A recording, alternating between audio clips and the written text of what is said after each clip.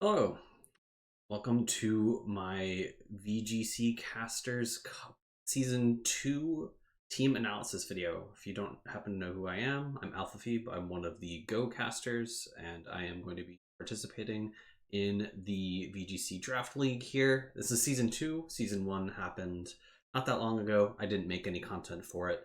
I didn't do super well. I think I got 2 wins, but was happy with that nonetheless, hoping for more this season. Just want to start off a thank you to Costa and Barbaros for putting this on and for organizing it all, as well as CB Marcus for putting together the graphics packages for all of us or coaches of these teams. I do want to talk a little bit about how the draft works before I get into the Pokemon that I drafted. So let me go ahead and go over to that document. So here's the document. As you can see, Pokemon are put into different tiers, S tier all the way through E tier, and all of the tiers have a specific number of points associated with them. Additionally, since we are in Reg F, there are a handful of banned Pokemon as well, but I don't really want to go into them since I want to try to keep this video short and sweet, given I don't expect to be able to do that much amazing analysis about my team comp.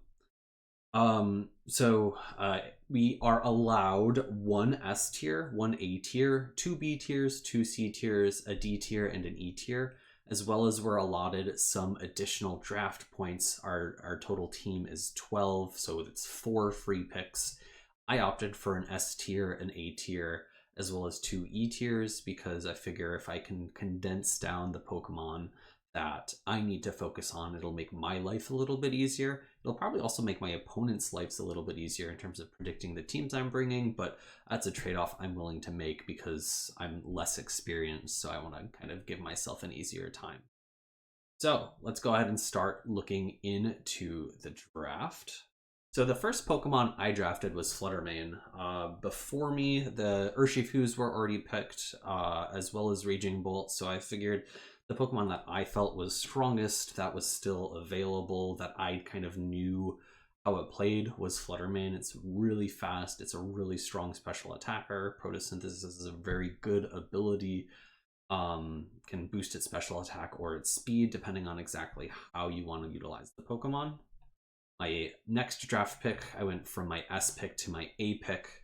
I went for Talonflame. I had used Fletchinder in the last league, and I wanted to get its big brother here in Talonflame. Having the ability to have Gale Wings is really nice, so you have priority on your all flying type moves, which includes hard-hitting moves like Brave Bird, but also Tailwind, so I can get priority Tailwind, which is really nice for a fast team like I have with my Fluttermane.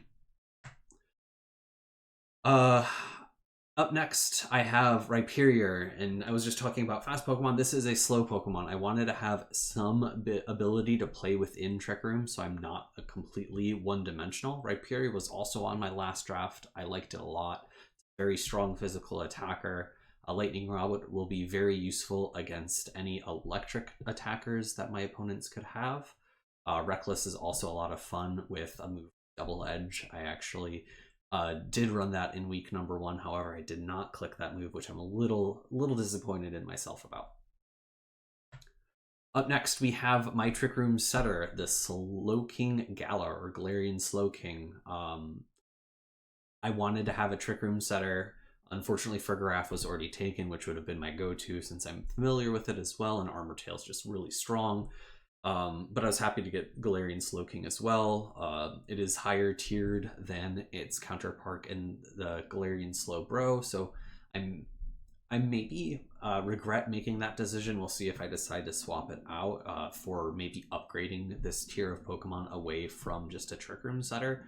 But it's also got a really nice typing combination that I think meshes pretty well with the rest of my team. Up next, I have another Trick Room Pokemon, and it was a Pokemon that I was really afraid of in one of my matches from Season 1. It is extremely physically bulky, similar to Rhyperior. Earth Eater is really nice for the two to be lined up next to each other. So Rhyperior can spam Earthquake, and I can actually heal myself on my Orthworm. It's also got some fun shenanigans with Iron Body Press sets. So we'll see if I'm able to make that to any good use this season. Frostmoth was my next pick. These aren't necessarily sequential. I had another one that was before a number of these. I wanted something that was bug typing that was somewhat useful. This is one of my lower tier picks, and Frostmoth has got the ability to set up with Quiver Dance, so I figured it could put some pressure on people who are lacking rock type damage.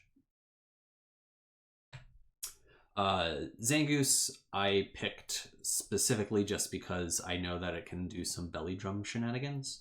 It's a very strong physical attacker, so we'll see if I'm able to pull that off against anyone who maybe is a little more ghost focused in their damage. I know I am very much so. You'll see later with some of my other picks in addition to the Flutter Mane. But we'll see exactly if I'm able to utilize Zangoose, and Toxic Boost would also probably be a little bit helpful in case.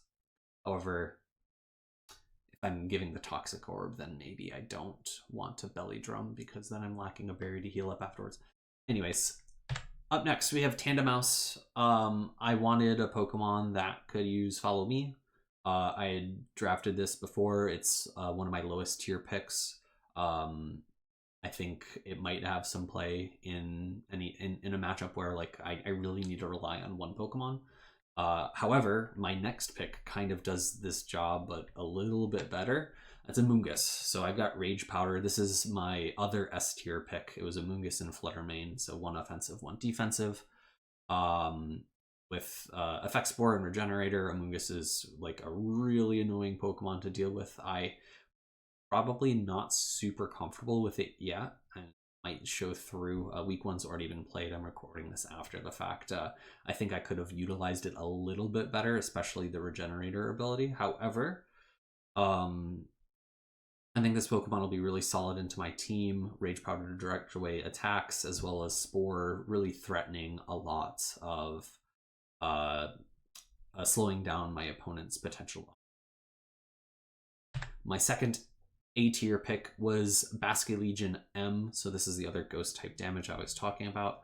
Another strong physical attacker, but with Swift Swim, I have a handful of Rain Dance users. I can potentially set up a very fast Basculegion for some surprise hits against my opponents. Access to Last Respects, access to priority moves is very useful as well. And if I'm not going for Rain for whatever reason, Adaptability is also another amazing ability. This is my third E-tier pick, Lumineon. I'd actually drafted this in the first season as well because of its ability Storm Drain. I was really worried because I think it was post someone ended up getting both Basculegion and Politoed or Pelipper. I forget exactly the combination. So I was really afraid of Ren against them. So having a Pokemon that has Storm Drain is really nice. And specifically against Basculegion, I actually teched it into Terra Normal so that it could completely wall off Basculegion. However, I have Basculegion on my team this time around. So it'll probably be kind of nice against Urshifu. Probably not going to be running Terra Normal against Urshifu, but maybe a Terra Dark or a Terra Fairy, perhaps. All right, and the last Pokemon I chose, and it actually has nothing to do with my name. Oh, maybe it's at the beginning. There it is. Phoebus. It is my mascot. My name is actually not derived from Phoebus at all, but I don't actually intend on utilizing this Pokemon, but I figured I have 2 other E-picks that are maybe somewhat useful. I don't think I'll get another useful E-pick out there, so I just kind of threw this one to the wind. means that I only have to really think about 11 Pokemon at the end of things. All right, well, hope I provided a minutia of insight into my team about why I drafted certain Pokemon. I don't necessarily think I have the most cohesive draft, as I'm not terribly experienced. This is actually my third draft league. I did one in grad school, but it was singles format, and I was completely new at the time. I had no idea of how to draft, and of course, the season one was my second experience, and ended up with a pretty strong team, but I think this team is just as strong and I'll do just as good, hopefully, if not better. All right, I will be putting out videos every week.